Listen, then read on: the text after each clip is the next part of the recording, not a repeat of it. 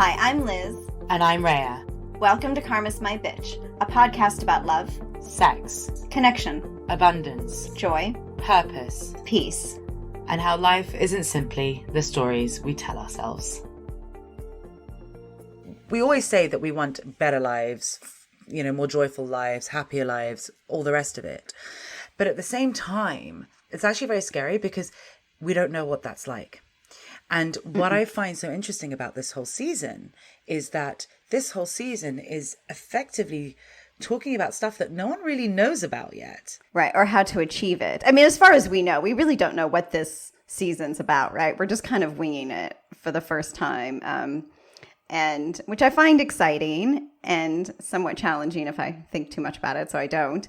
But you're right. I think as much as people say they want happiness, say they want peace, say that they want a life free of fear and expectation, all they seem to do is just sort of loop in their old stories instead. I know I'm very weird in one specific way. In your dating history, as in like the prehistoric times before you met Ricardo and been together for like 3,000 years. Before the wheel was invented and fire was discovered. Okay.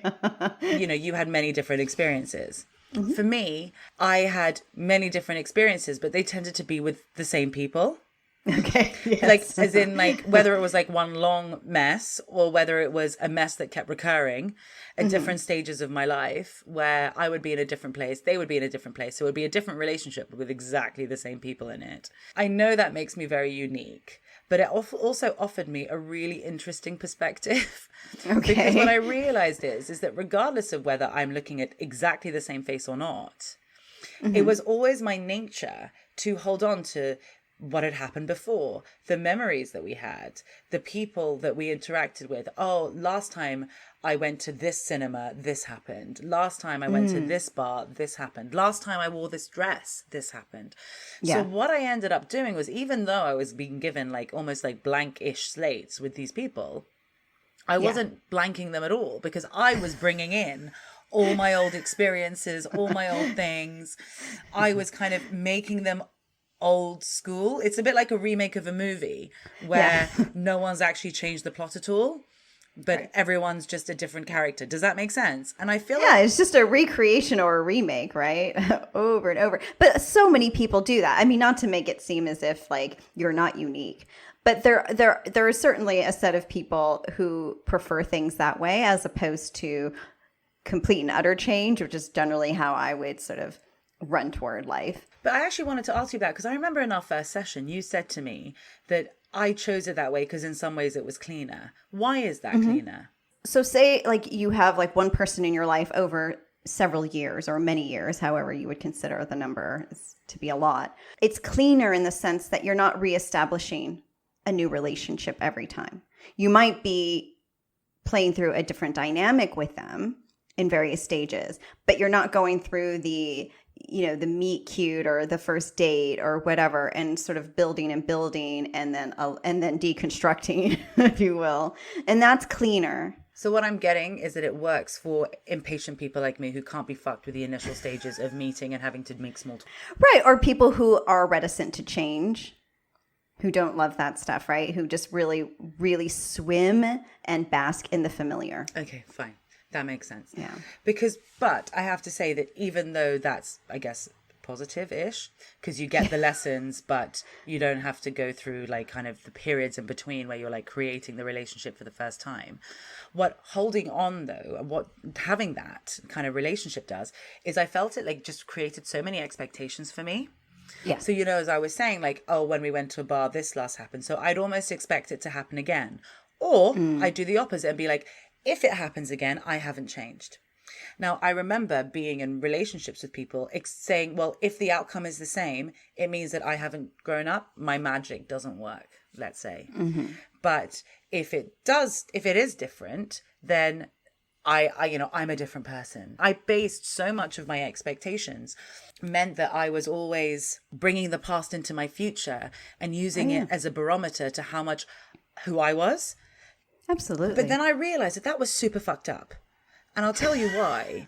Just a little bit. Just a little bit. Because not only is, if I have grown up and it is a new dynamic, let's say I'm just basically making it into the old dynamic again, which part of it I can't help myself. So I have the compassion for it, but still it's not healthy or in any way growth. Right? Okay. But the other thing that I find even more fucked up is that in doing that, I gave the power of determining my consciousness to someone else, because I was basing my evolution on their reactions of me. Effectively, you were just allowing all this external validation or this experience with another person to dictate your own sense of well-being and who you were. Yeah, so I have gotten rid of my karma because this person who I was with in my karma is treating me differently. But if they don't treat me differently, I haven't gotten rid of my karma at all. So I'm letting someone else tell me whether or not I've gotten rid of my own karma.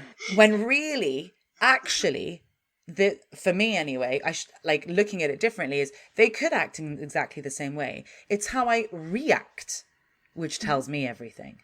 And if I'm still holding on to expectations, if I'm still using anything external as a barometer of my well-being and my growth, I haven't really grown up at all. You know, you hit upon something that I think is worth mentioning, and how, especially now in 2022, we really are hitting at now time. But here in 2022, we really are, the more conscious we are, the more now time we can exist, right? And live and be. And what holds us back from that has so much to do with the sort of human nature, well, the sentimentality of our nature, which is to always hold on to the past, right? To keep looking back at the past and say, well, this is how it was. This is how it used to be. Wasn't it so idyllic? But then what we really are doing when we do that is we keep propping up 3D. We just keep creating the shit that we're trying to move past. But then we want to think, okay, well, but at least we'll do the good stuff, right? Well, then we'll hold on to the good parts. As you said, I had good memories from this, so why would I even let that go? But the problem is that the longer we hold on to anything, even the seemingly positive stuff, we still keep it alive. Well, because also the positive stuff when I was in my karma wasn't that positive. It was just better than really shit. So like less shit. Yeah. So I was like, oh, I remember this happening. But actually, as I've expanded and my experiences have expanded, that's not that positive anymore. It's just something that happened. And actually, I have to say, I realized I hit now time properly because there was a period of time, and it was only a glimpse, because like everything else that happens to us, it happens, and then we have a bit of it, and then we kind of backslide a bit, and then we have a bit more, and then we backslide a bit until it becomes our state. It has to kind of come in and out like a wave. Yeah. To be fair, though, it's not necessarily backsliding as much as we're building up a momentum to move us fully into something. Exactly. So it's just like trying, and then you're like, oh, wait, I know this. Oh, I know this more. I know this better. And it's just like you get used to it effectively until it's just who you are, what it is. Exactly. It's a muscle. Yeah, exactly. And it was basically this feeling. I remember like standing and just thinking, right now I have no proof. Like obviously my mind had to get involved because it has to be on board. I have no proof that anything on the past ever happened apart from my memory of it. And I've got no idea what the fuck's going to happen afterwards. So all I've got actually in this moment is me standing here with the sun on my skin, my feet in the water.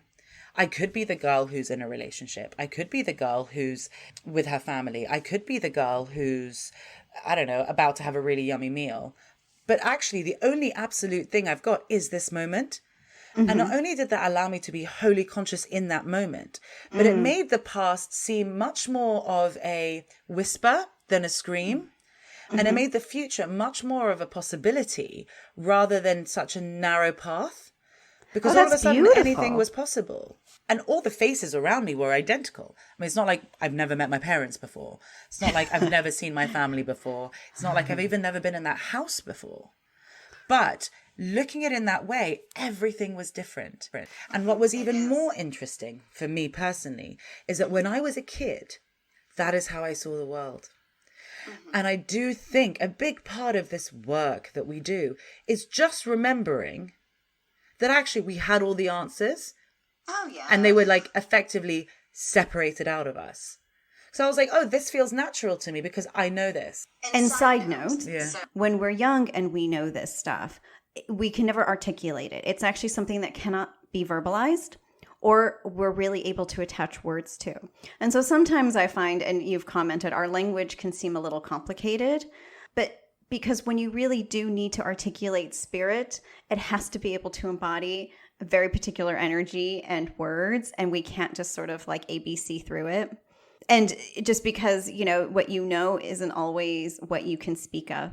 Like what I just explained to you is the best way that I can explain it, but it's just more this feeling that actually this moment is all that matters. And it's not something your mind could just say, okay, well, be in the present, be in the now, because that's all it has. What you were describing when you were in the water and you were standing in the sun, that full presence that you experienced is really an experience. Just like everything else is. So whereas before, talking my heart, speaking my truth was like so fucking difficult, and I'd be like sobbing and rocking, and like you'd think I was having like some kind of like, I don't know, like exorcism, which effectively in some ways it was. Now it's just, that's just what I do, and I don't even think about it. It's not even something I have to consider. It's just, if I don't do it, something's off. So I think a lot of this is about kind of not practice makes perfect. Experience makes normal. Experience makes normal, yes. What stops us from feeling that way, what kind of stops experience becoming normal, as it were, is the fear that we can't allow ourselves to believe that we can be happy. Because how can you be in a present moment? How can you think that this nice moment can become normal so that other nice moments will become like even better nice moments will become like the nice moments? Do you know what I mean? Like, how can you imagine that the barometer of your happiness will keep on rising? Well, and we can't imagine it because it's never been possible before. Okay. It's not what life on earth was ever about from the time that, for thousands of years, that's not what it was about, right? So why is it about that now? Because of this consciousness game that we've decided to create. Why? Because effectively Earth was going to pretty much self-destruct, right? Humans were just going to destroy each other. I mean, well, you asked the question and this is the answer, which we wrote about, right? That in order to bring humanity forward in its evolution, in order to keep it from self-destructing by effectively just destroying one another to the point where we were just blown up into oblivion, we needed to shift out of separation. So it was just literally a point like, okay, you guys have played in this dimension for long enough. You can go to another planet and do that. Here, now we need to actually make this a bit more utopic.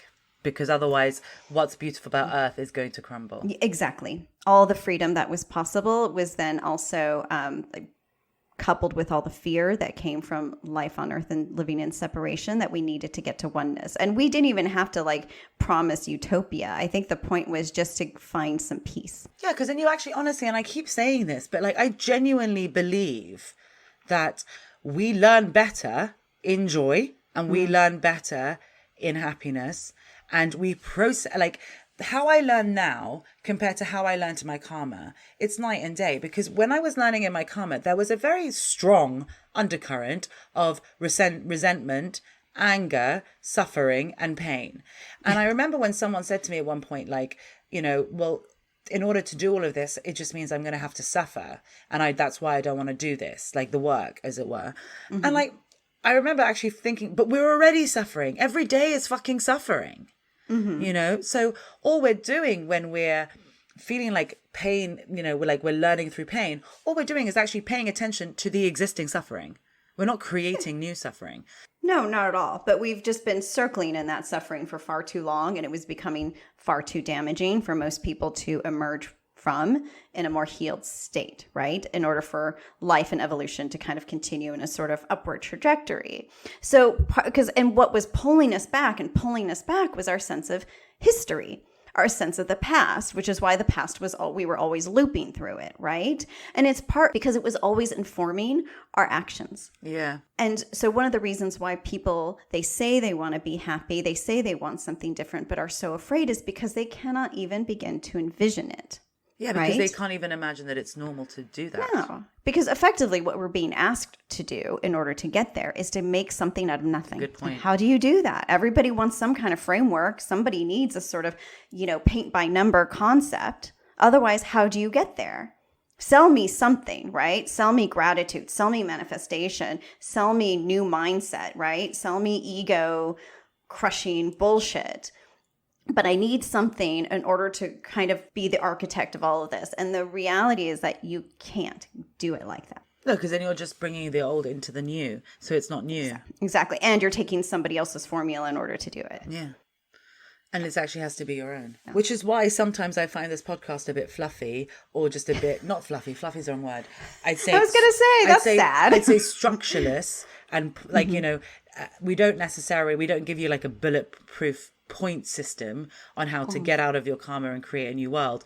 Because the truth is, the whole point is to empower yourself to do it yourself in your own way. Exactly. And because if I, and I'll even say, I have clients who come to me and they want solutions, right? They want, certain answers. You're going to do this. Okay, this is your issue. This is your karmic issue. And then this will be, okay, we release that. And then this is your 5-step, whatever. Sometimes it'll happen. Sometimes, rarely though. And sometimes it'll happen and it's the complete opposite of what actually the client ends up doing, which is more to their benefit. Like what they end up doing is way better and cooler than anything their guides told them. Right. And they'll come back to me and be like, oh, completely. It's completely purposeful. It's so annoying. Because I can't tell you how many times the guys have told me the guys have told me to do something and then I've literally, like, I was actually even thinking about it like 2-3 days ago, and I was thinking, you know what's funny, like some of the things over the past couple of years that I regret to my very core, if there is such thing as regret. Oh God, if I'm a part of that story, I feel bad already. Sorry, no, are the expectations and assumptions that I made as a result of something I heard from the guides. There's always a point, and whatever I needed to do, I needed to learn every time. It's a very important lesson, which is just, can you only listen to yourself? Can you actually listen to yourself? Yeah. And we've spoken about this so many times in the past, like my specific relationship with the guides and your relationship with the guides and how it all kind of all like meshes up together. But it very much is this idea is that, can we really believe to be happy? The question is also, can we really believe that we know what's best for us? Yes. I mean, and that is why we have spent so many episodes talking about empowerment and listening to yourself. But that's what divine nature is. And that's what freedom is, right? Our soul's freedom is to believe that we are free enough to do whatever the fuck we know is best for us. Yes. To make a choice. And to approach ourselves with no judgment for that choice. The soul's nature is to be in bliss. In order for a soul to exist in separation, it has to split itself, which is why life is so painful. Because a soul can and only needs to be whole. It is only capable of life here on earth because it is a brief moment in that soul's lifespan, if you will, that it knows it can be in separation from the divine for only so long, right? It's pretty much like for me going on a roller coaster and knowing that it's only 2.5 minutes long so I can bear it. Yeah. Right? Because I'm not really a fan of roller coasters, but I'm like, yeah, I can do it because it's 2.5 minutes, right? But what we've defined happiness is sort of that long-term, slow burn way of being that can only come when we're aware of the divine and when we are swimming in our own divinity, which, as we also say, is our power. When we know that we are a powerful being. And by power, we don't mean, influential, which is I know how, 3D people would see power. Well, no, because for me, you talk about it in that way. Yes, obviously, there's a part of me that understands it. But if I have to think about it whilst kind of like removing the divine aspect, when we react and act in a way that is in line with how we want to act and react, we know that we are powerful enough to communicate how we feel and who we are in every fucking moment.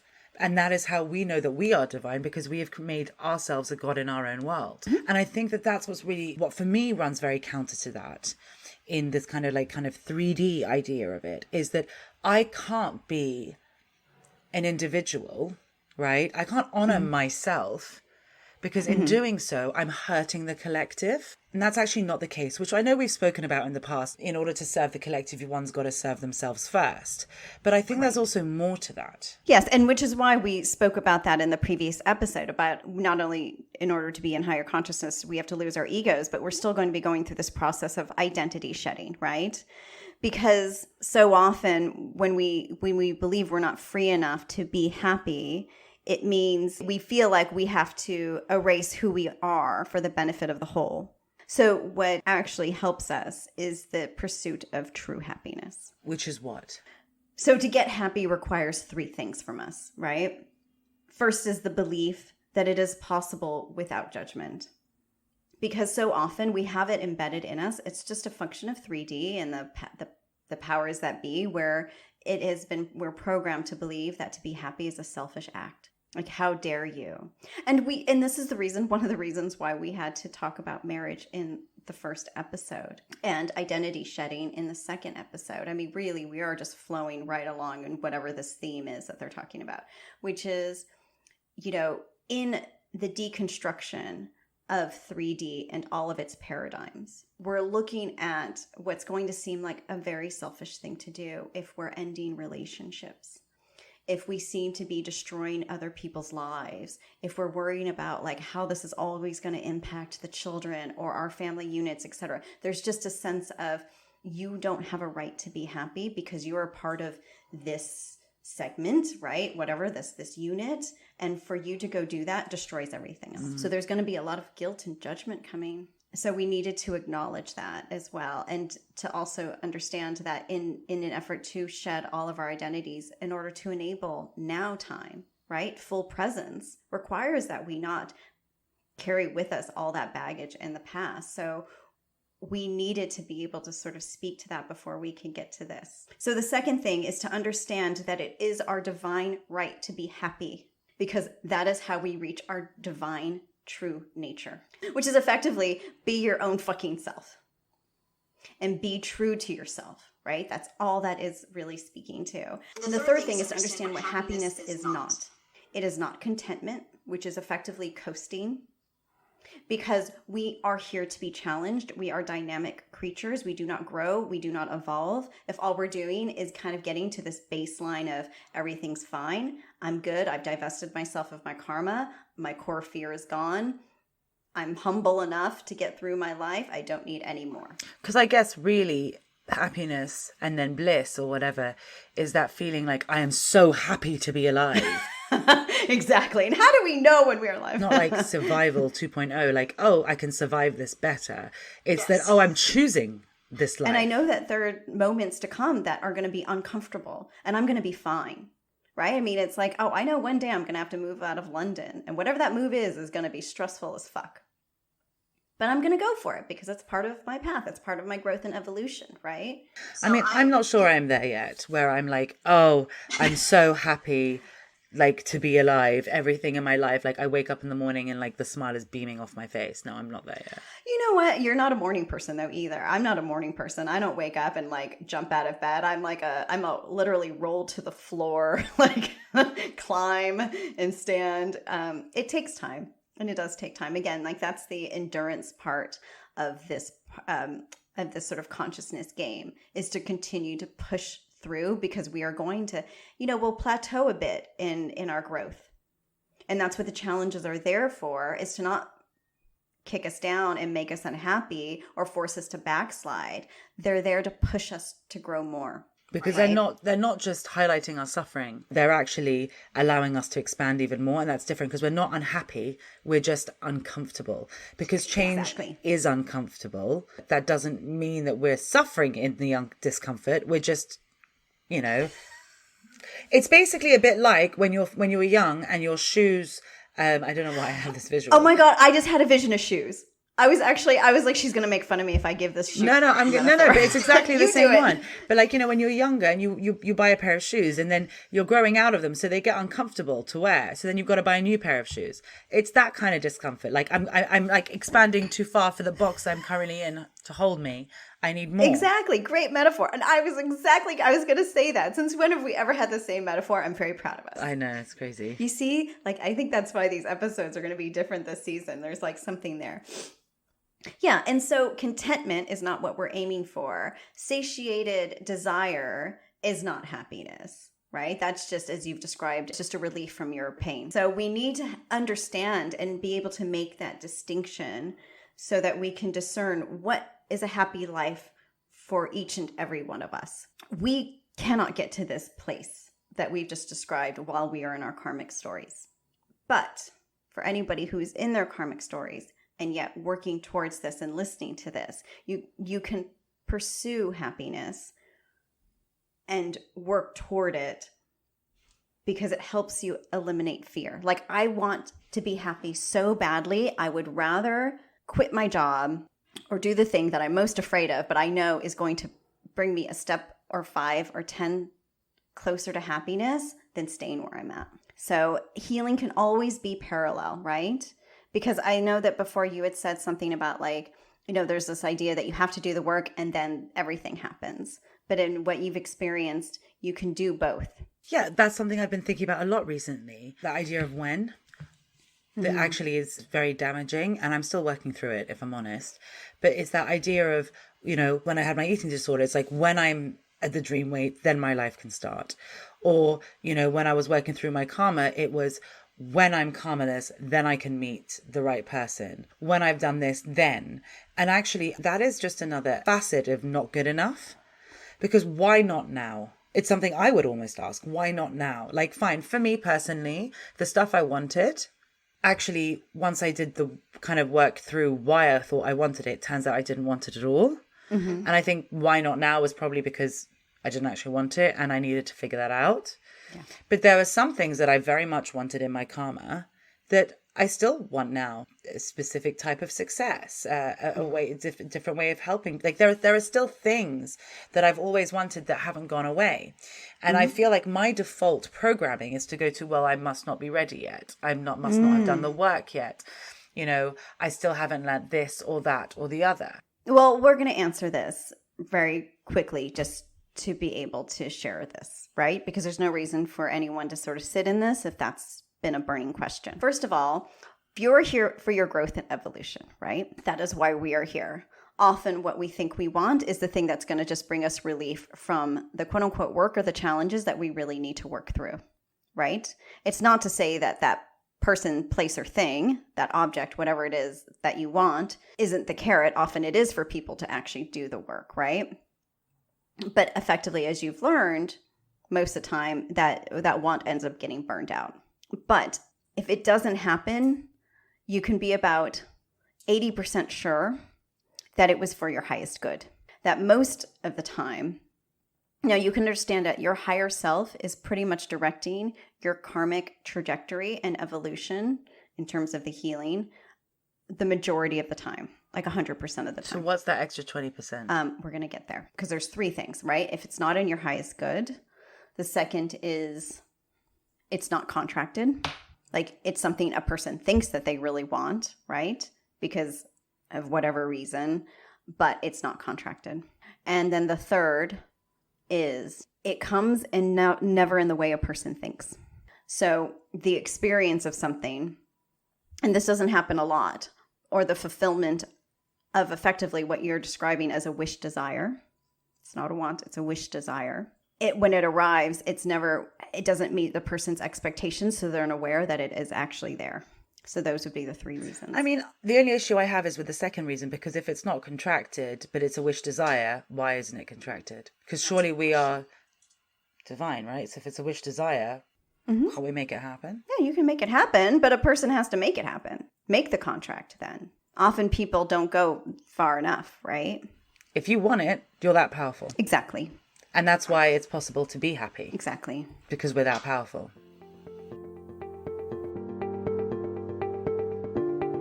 Thank you for listening. For more information, articles, and inspiration, find us at karmasmybitch.com and at karmasmybitch.insta. And if you liked what you heard, please subscribe and leave us a review.